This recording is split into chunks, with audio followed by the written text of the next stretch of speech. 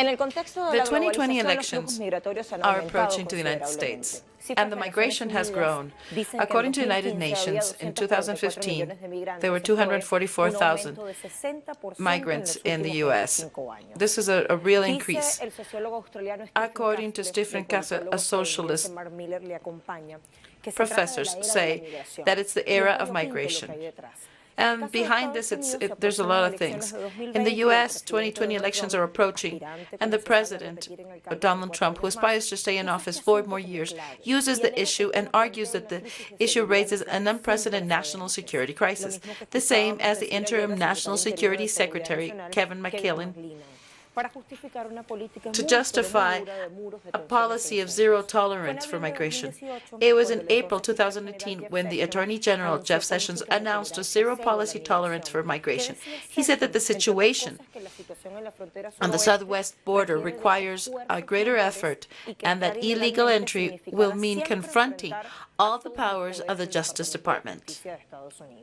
What followed was thousands of migrant children were taken from their parents and crammed into cages. The pictures of that horrible picture went around the world, and today we analyze U.S. migration, business, electoral weapon, and regional geopolitics.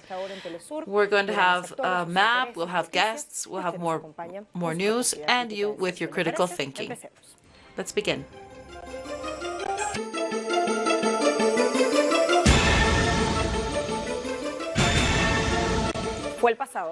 On Sunday, July 14th, the Department of Immigration and Customs Control launched, also known as ICE, by order of Donald Trump administration, massive raids of immigrants that the United States called illegal. The goal to stop a wave of 2,000 undocumented migrants under deportation and arrest.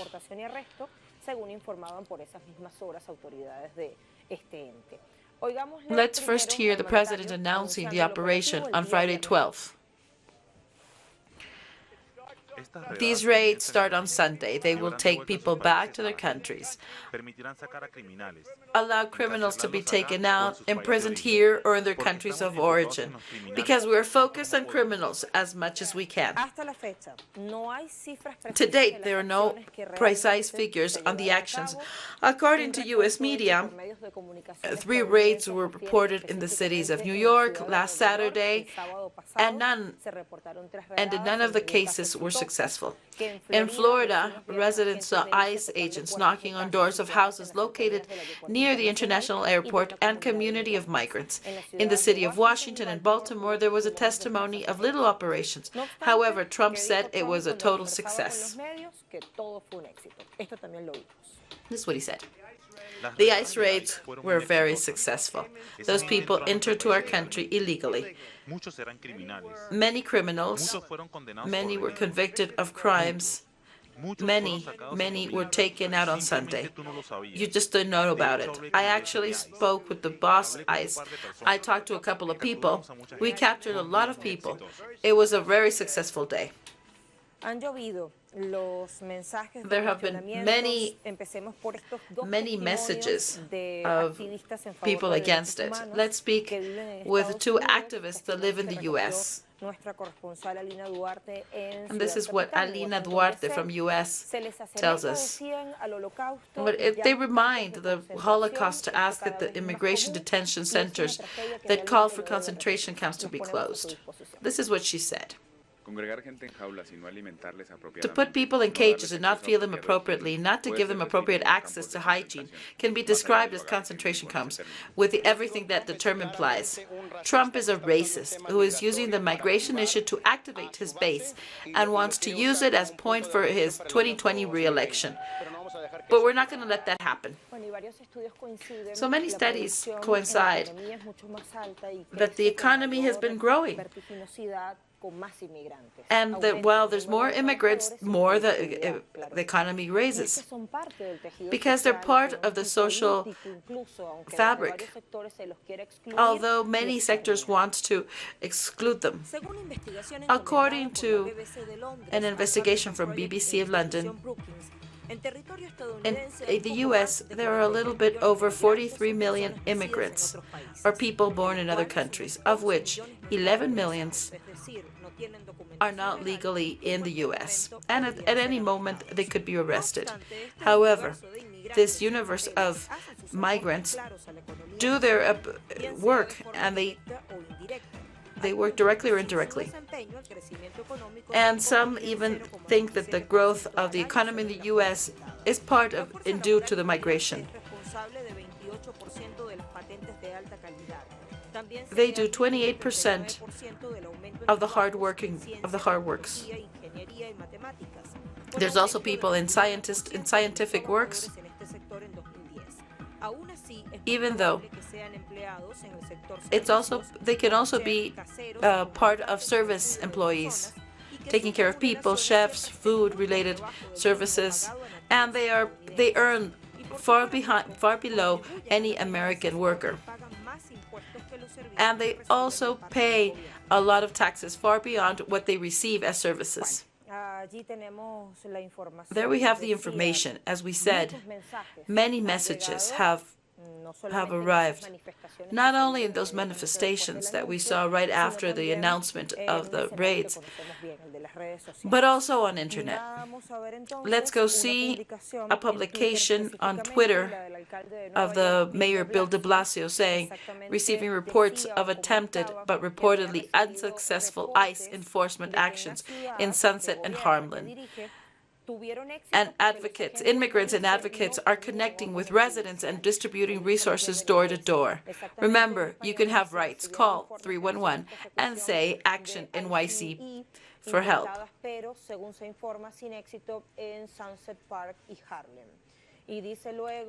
This means that the mayor, de Blasio, supports the migrants. And all of the information that you give, these call lines, will be free and confidential. This was how you could see, and this is a message of Mayor Eric Garcetti, a message for all of the people from Los Angeles. You can be sure that Los Angeles, nobody is coordinating with ICE. The city is on your side, and we're together to help you in your battle. This is Eric Garcetti. He also published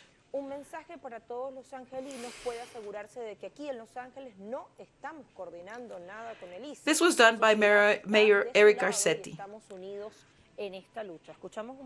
Let's listen a fragment of what he says. Because the administration of Trump is threatening to deport thousands of immigrant people all around the country, starting this Sunday. Whatever your migration status is, I want everybody to know your rights, because you've got the right to maintain quiet. You do not have to open your door if somebody knocks, or even if an ICE agent doesn't have a government-signed document. You have the right to speak to an officer of law, and if you need help to find a lawyer, you can call 311. For more information about our Justice Fund and other resources that we can help you with legal support. And when it's possible, you should have a register of everything that happens. So you can what can you use this information for your own defense? The most important thing is not to be afraid. The city is by your side. And you know that Los Angeles, we are not coordinating with ICE.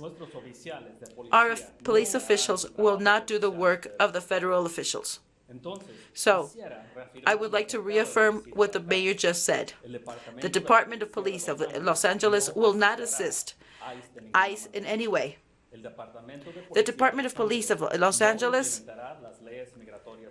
will not implement federal laws. The immigration security is for a federal level. So there's a differences between the federal and local authorities. It's because these 10 cities in which the raids were ordered, Only one, Miami, is a Republican governor. All of the rest are Democrats. This is we're gonna be analyzing later in this part. Fear prevails with the Hispanic migrants. And we have in this news, we can also read that the news media has informed that the Hispanic, especially those who do not have residence papers, stopped going to entertainment places, malls. Some people didn't go to work because they were terrorized, generated by the actions of President Trump. In Los Angeles, social leaders created on Saturday, just a couple of hours after Trump put out the order, there were some networks to help the people, the migrants. And one of the spokespersons said, when somebody knocks on your door, people feel alone and they don't know what to do. That's what Ron Goches said. He was from this organization that defends migrants. It's called Neighborhood Network.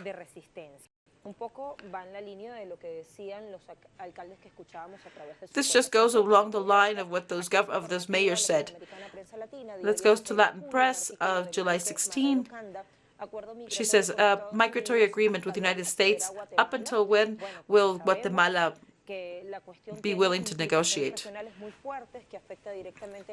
The agreement affects the regional strategies. The Guatemalan government says that they will confront this problem of the migration. This is an agreement that was negotiated secretly because they were some authorities of Guatemala were in the U.S. and met. What is being negotiated? What is going to be signed in an eventual agreement between Jimmy Morales and Donald Trump of Guatemala and the U.S. respectively? Well, we'll have to see. There's a lack of transparency, just shows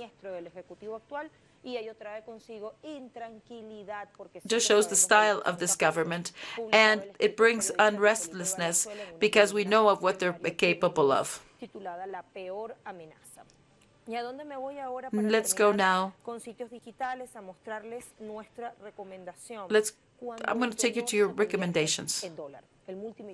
Multimillionaire business of the companies of the United States is an article from Maria Luisa Ramos Ugaste. She's a diplomat and an analyst, and she says a revision of the information of the contracts of the illegal immigrants done by Sludge found that the U.S. has spent $3,800 million in subventions and contracts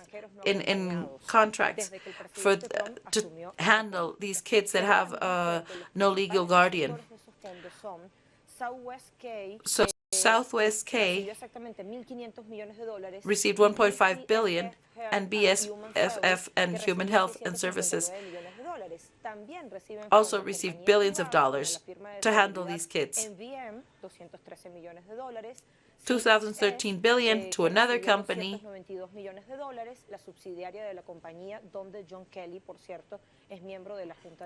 and there are intricate relationship between the politicians and those who run these jails or so-called concentration camps.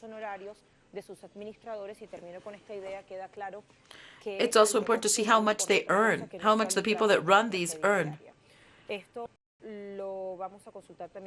We're also going to ask our analysts about this topic. From Washington, let's go speak with Jorge Gestoso.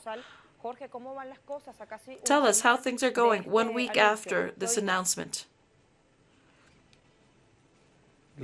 Lucia, from the first day that Donald Trump lost this presidential campaign, he found that migration was a topic that could be good for him.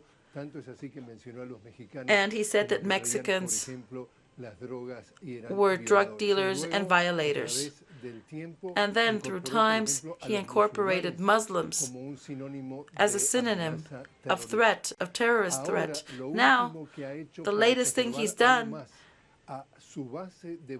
to bring forward his base of voters that he thinks is the group that's going to re-elect is to criticize not only who oppose him, but if they oppose him,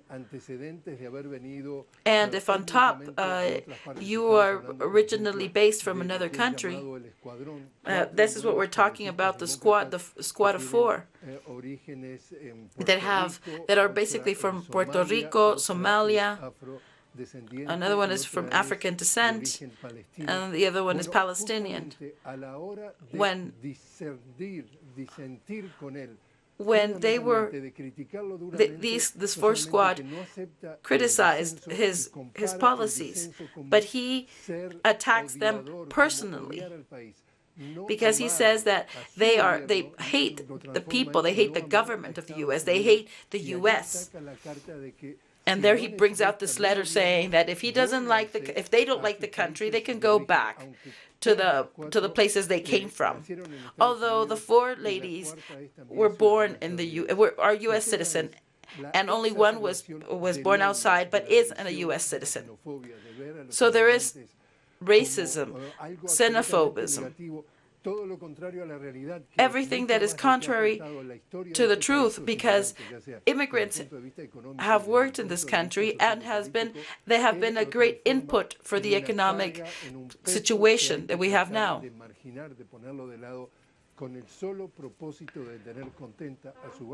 He does this just to have his electoral base happy and reaffirm it.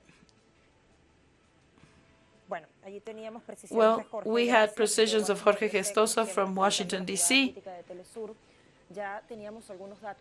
We had some information before, and let's look for new ones that can clarify what is this multimillionaire business of certain companies and who operates these centers.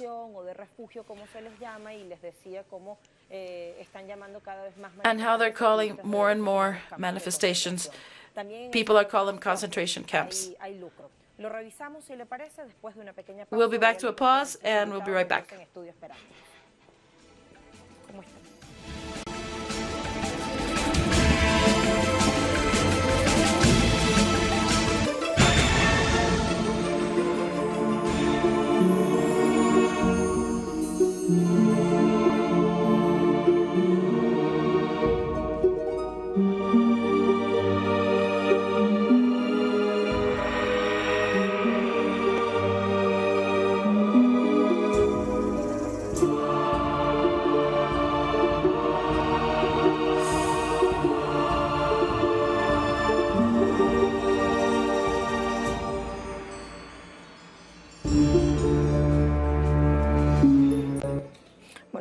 Well, we're speaking about the United States, migration, and the business, electoral weapons, and geopolitical arm.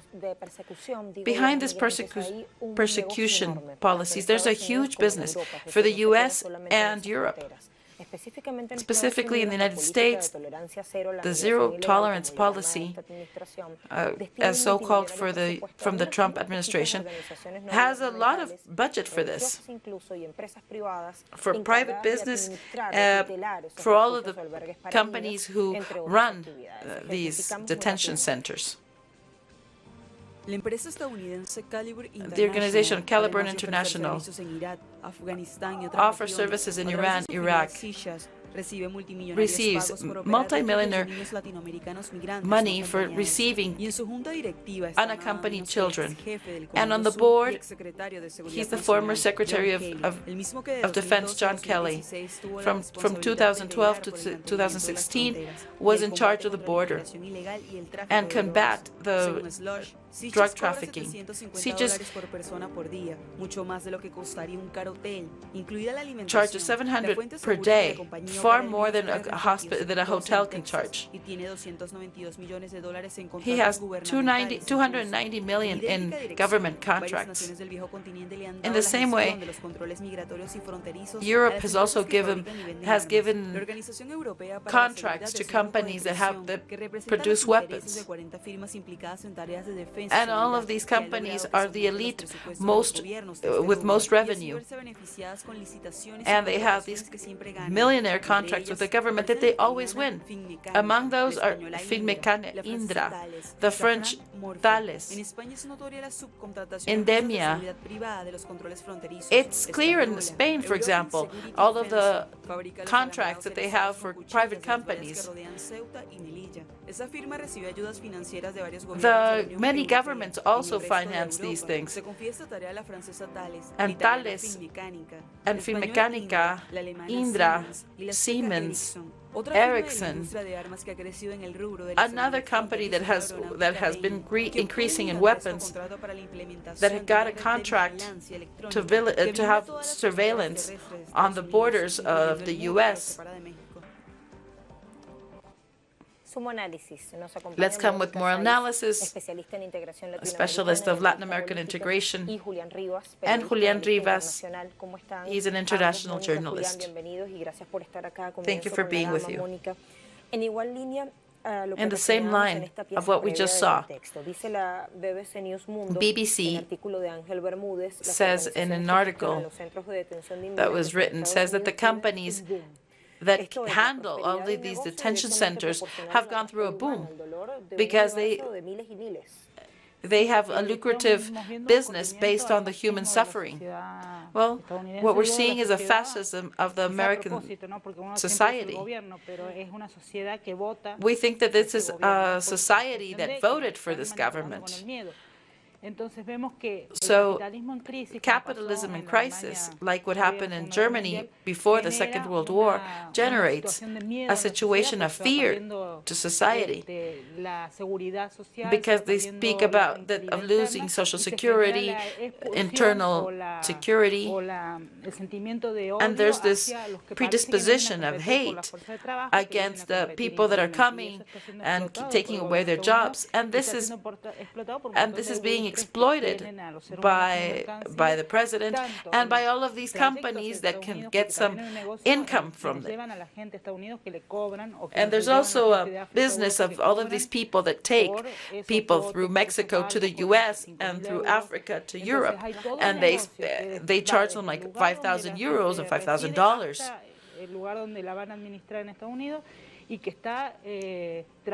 This is a big mafia, and they're trying to take advantage of people, and they take advantage of the repressive policy of the U.S. against migration. There's also this psychological terror, all of the damage that this produces, because there are raids that they could be habitual in many cities of the U.S., especially those that have more migrants. But they've never had these announcements, and this has not been normal. Well, the story of the U.S., it's always been like this. The manifestations of solidarity also happen. We could say this is a historical process, where right now the president uses it as a political weapon. Fundamentally, one of them is the migrations from the South, from South America, and the other one is the problem with Middle East. Well, now migration in the U.S.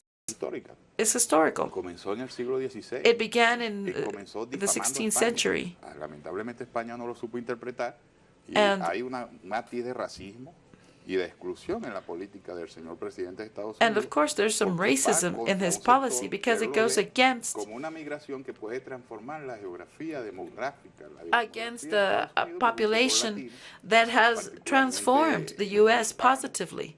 Although the Hispanics that profess the Catholic religion, and it has a culture and a history different from the President of the U.S. However, this policy was also given by Obama, and now it's even stronger, and it will change the concept of citizenship as we know it. It's possible that we will pass to a situation that the factor of birth will not be determinative for your nationality. There could be another way of, for example, just of contracting you for work, but not giving you citizenship. This happens in many people of the Persian Gulf, where they receive money, but they will not receive their citizenship. So there's going to be an imposition. And it's already began. For example, you see how they're pressuring Mexico, where they're trying to impose a sanction on people that pass illegally.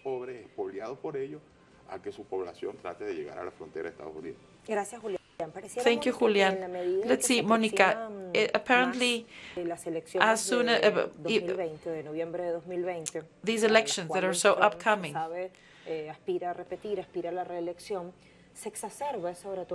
these speeches just get more fired up. As Jorge Gestoso said, there's a climate of boiling up, and he even called for congresswomen. What they said is, if you don't like it, if you don't agree with what's going on, just go back to your countries. What's your opinion? Well, you could think that people are not going to vote for him, but it works for him. So what are the material conditions that this type of hate speech works? These aggressions, and this among a society that thinks that they are the best place in the world, that it's a land of opportunities. Where did this society, at what time did this society transform, give credit and give their vote to anybody who imposes fear? And we think that what's happening is that their productive system is in the decline. And so there is an economical crisis, and the people feel threatened, their quality of life. So this is where the discourse comes in. So I think there's a correlation in the cultural part of the decline of the U.S. imperialism. Of course, they see themselves in the shadow of China and Russia. There's also this big data influence is being applied in many parts of the world. And this also creates the support or rejection with your voters. Let's not forget what happened. What happens with some of the sanctuary cities? This is something historic. It has happened before. The President of the United States thinks that he has the votes assured, and he knows how much more he needs to win. But there could be a surprise, because there are many internal differences. But the United States is not a consensus society. Although they have some common interests, but people don't all think the same way. Geographically, and taking in mind the migration movements of every locality, there are changes from one place to another. So there's a game where he tries to just cover the south border and develop a policy that tries to isolate them. But it's a policy that tries to favor private companies. We ask ourselves of this business that happens in Europe and the U.S., where people take advantage of the human failure. And we want to know if it works electorally. Although there are many people who reject it, there is still a part of the citizens could also have repercussions in Europe. Yes, well, in Europe, you can also see that there are sectors that want to exploit the hate against migrants.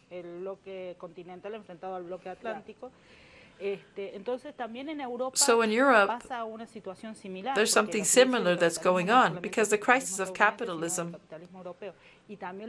is not only in the U.S., but it's also in Europe. And all of the sectors in Europe are going to try to take advantage for their campaigns. They're going to try to democratize their speech.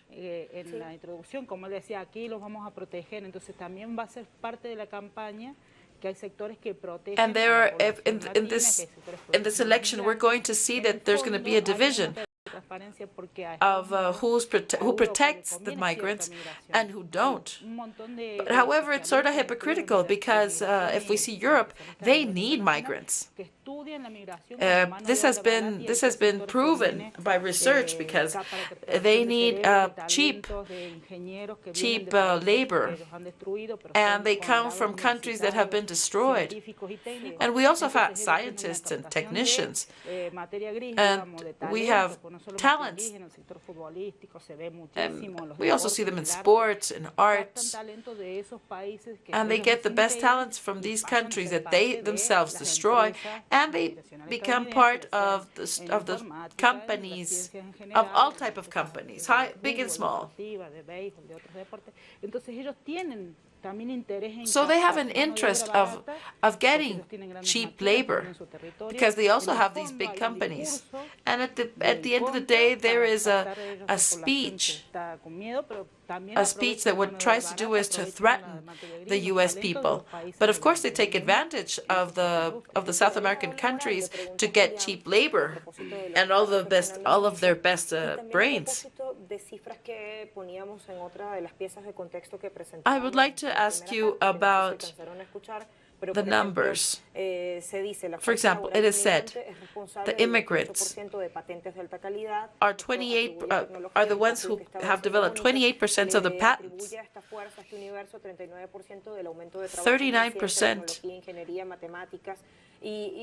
39% of these migrants have also increased the jobs in high sectors.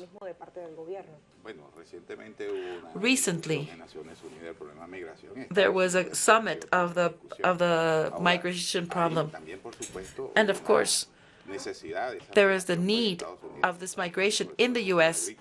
for the agriculture, because the structure of the U.S. is food, cultural, and the military sector. However, the cultural aspect is very attractive. Within the U.S., there's a debate. But what is shameful is the attitude of the countries, of the neighboring countries. For example, those countries that just try to give in to what the U.S. wants. There is aggression against these migrants. For example, these people can be emulated to those concentration camps. In any case, this situation, the Central American countries are quiet about it. They don't say anything. The opposition of Venezuela doesn't say anything either. It's a depressive situation because it just reveals a historic situation that Latin America has no power. Because if we go back to our own history,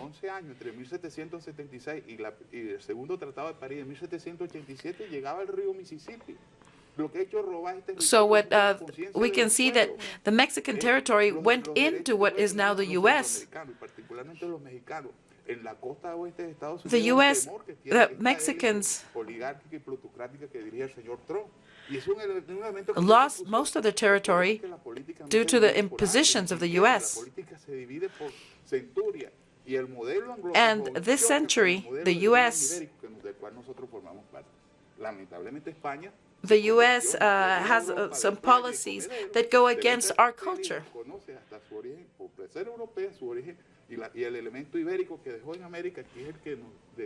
We are totally different because we descend from the Spanish conquistadors, and the Americans have they're a different type of people, and they clash, the Americans and the Hispanic, because they try to destroy our cultural model, and they try to destroy our religious principles. It's a permanent campaign. However, the poor sectors of Latin America cannot go to work to the U.S. because they are seen as a threat for the distribution, for all of the wealth.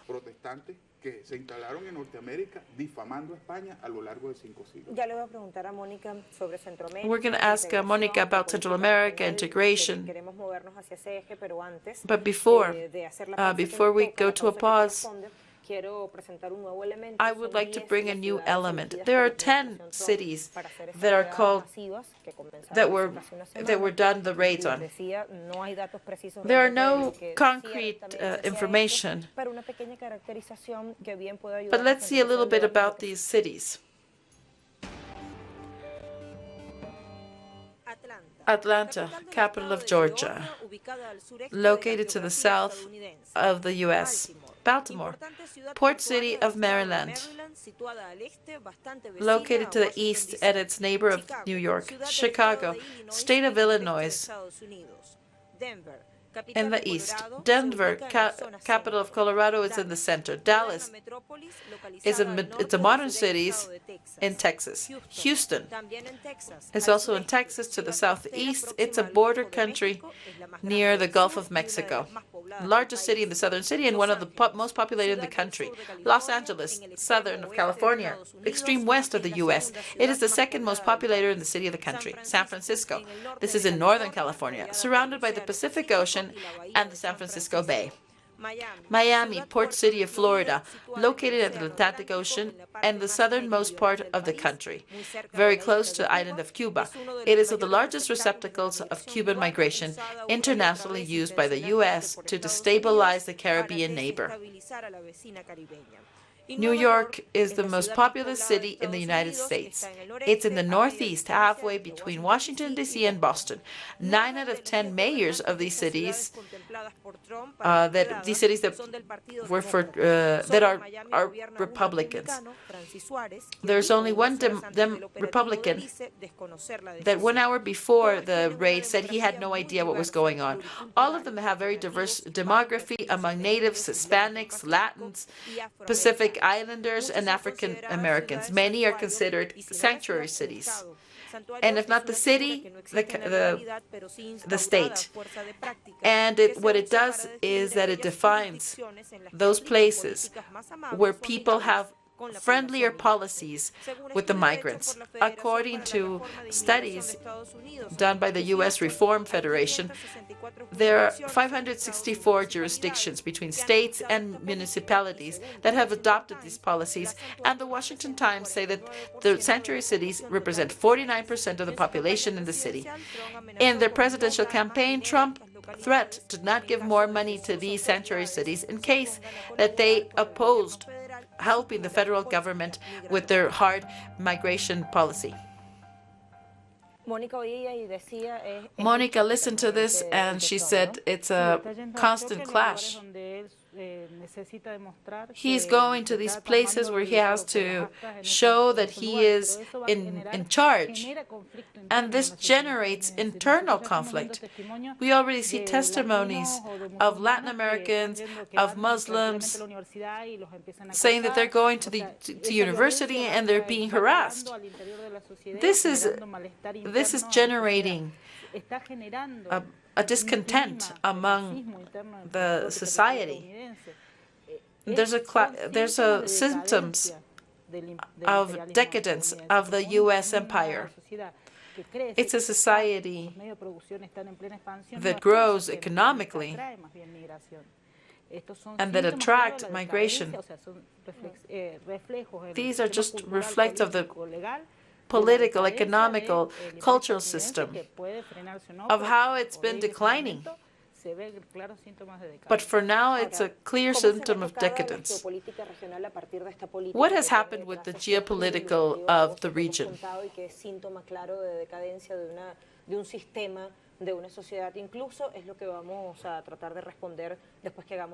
Let's go to a pause and we'll analyze this.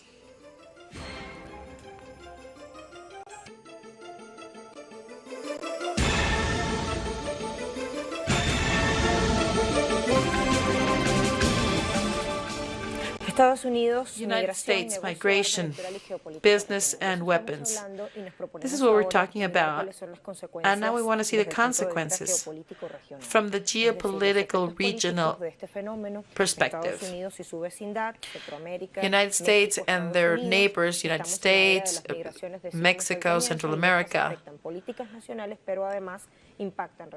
they also impact bilateral relationships. The anti-migration policy implemented by Donald Trump has brought important consequences in the regional policies. The United States has punished Central American countries that at the same time just bring more migrants to the U.S., which are not let in. They also have implied taxes on some of these countries. So Andrés Manuel López Obrador has had problems due to these taxes, and there are tensions, especially with the Triangle of the North. The Vice President of Salvador criticizes why the policies are bilateral between Mexico and the U.S., excluding all of the Central American countries. There are also consequences with the free trade agreements that have affected the Central American countries, and this just creates great caravans of people that go to the U.S. And Trump has insulted people from Salvador and Haiti. That's when he said that he preferred to have people from Norway than from these countries.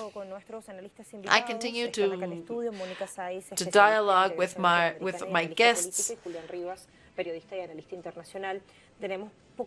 We have just a couple of minutes. I would like to see your opinion of what we just heard. Well, the politics are fundamental because all of these countries are being affected. And the people are so desperate that they go to the U.S. seeking for better quality of life. And this comes from since the 19th century.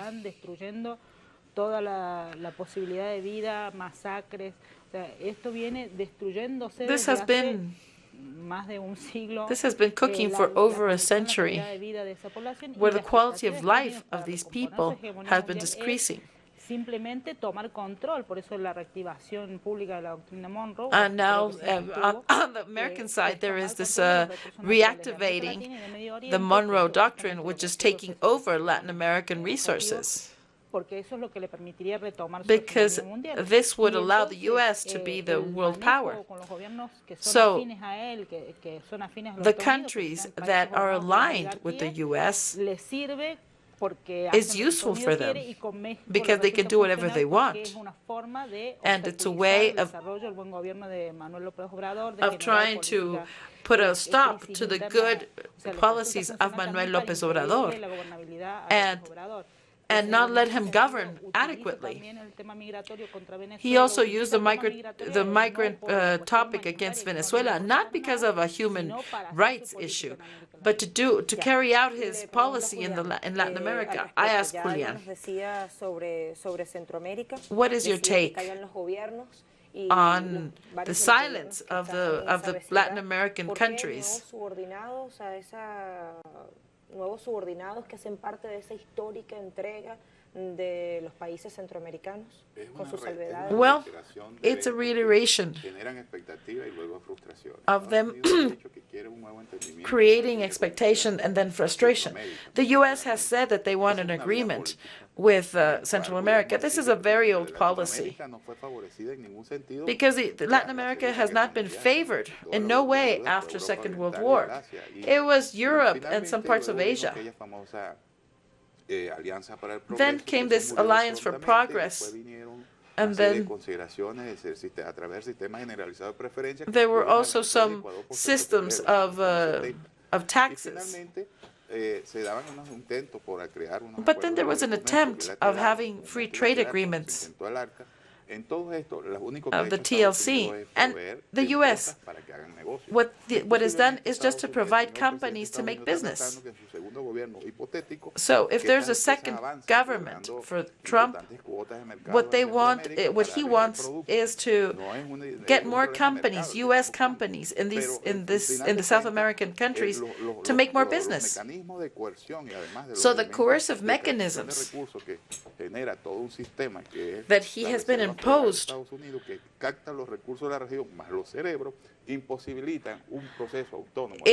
makes it impossible for Latin America to progress. So the problem is that the Latin American integration has totally failed because all of the countries are afraid. I see that there's a lot of dubiance in the Mexican government because they don't want to lose any part of the American business. But of course, we have to break all of this and get together among Latin America. This is a very hard situation because there's no political will, because all of the organisms are along with the U.S. or they're just destroyed, like CELAC and ALBA, and now there's a big void of all of the countries of the right, and there's not going to be any mechanisms of integration. What we're seeing is a new period, and what we have to do is to react and be aware of the situation. I guess it's hard because of how these organizations of integration have been totally deleted.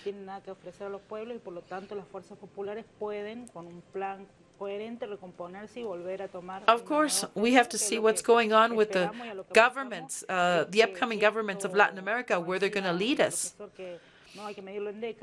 We have to measure this in decades, but we cannot be disappointed of what's going on in Latin America.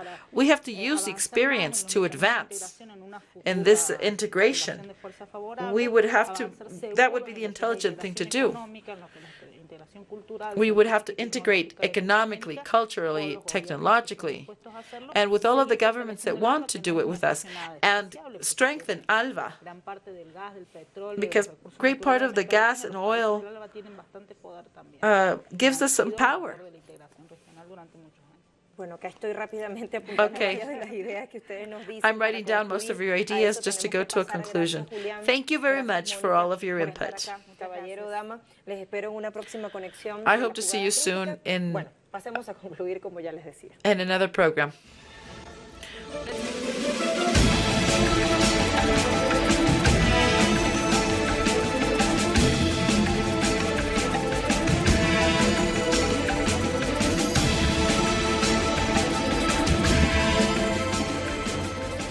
Well, let's conclude.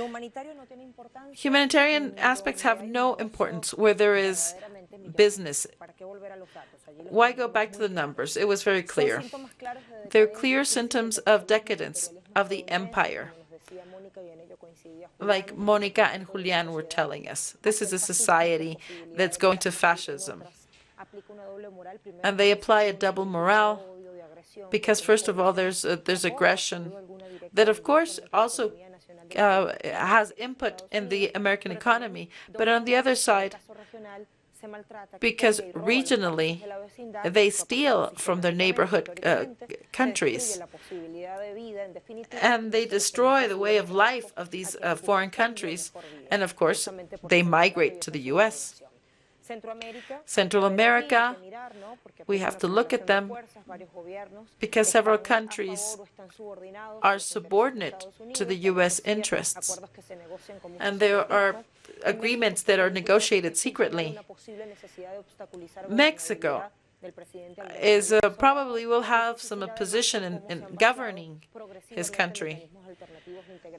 And it's important to see how the integration organisms in Latin America have been disintegrated. So there might be let's see what happens. Let's see what happens. We'll keep on analyzing this in future programs. Have a nice weekend.